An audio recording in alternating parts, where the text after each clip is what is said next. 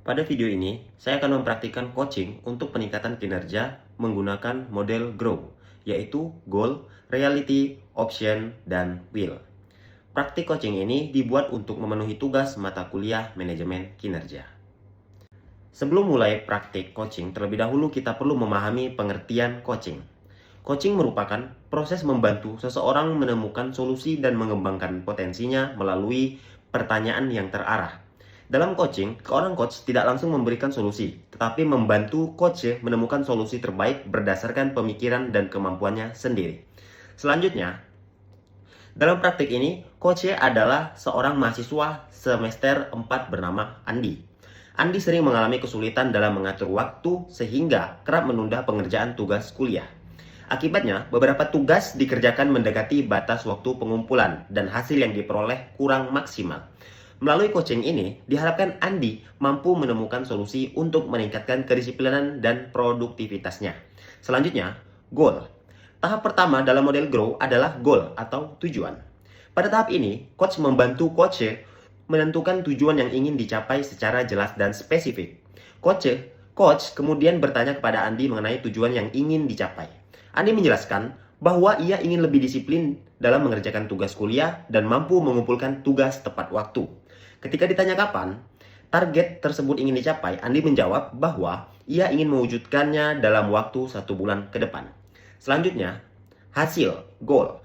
Berdasarkan hasil diskusi pada tahap goal, diperoleh tujuan yang jelas, yaitu meningkatkan kedisiplinan dalam mengerjakan dan mengumpulkan tugas kuliah tepat waktu selama 1 bulan ke depan. Tujuan yang jelas sangat penting karena akan menjadi arah bagi seluruh proses coaching selanjutnya.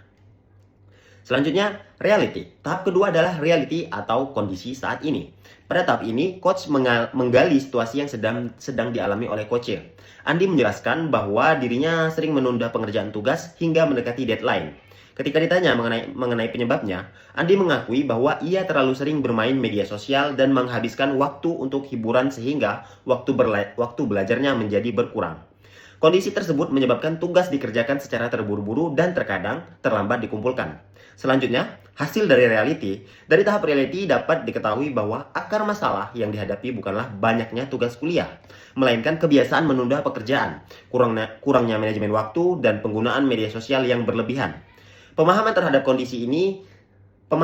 kondisi saat ini sangat penting agar solusi yang dipilih nantinya benar-benar sesuai dengan masalah yang dihadapi. Slide selanjutnya. Options. Tahap berikutnya adalah options atau pilihan solusi. Pada tahap ini, coach membantu coach menemukan berbagai alternatif tindakan yang dapat dilakukan untuk mengatasi masalahnya. Andi mengusulkan beberapa solusi, yaitu membuat jadwal belajar yang lebih teratur, mengurangi penggunaan media sosial saat belajar, serta membuat daftar prioritas tugas berdasarkan batas waktu pengumpulan. Berbagai pilihan tersebut muncul dari hasil pemikiran coach sendiri, sehingga lebih mudah untuk diterapkan secara konsisten. Selanjutnya, hasil options. Dari tahap options diperoleh beberapa alternatif solusi yang dapat dilakukan oleh Andi. Nah, solusi tersebut meliputi pembuatan jadwal belajar harian, pembatasan penggunaan media sosial, dan penyusunan prioritas tugas berdasarkan tingkat urgensi dan deadline. Alternatif ini diharapkan mampu membantu meningkatkan produktivitas dan kedisiplinan belajar. Selanjutnya, will.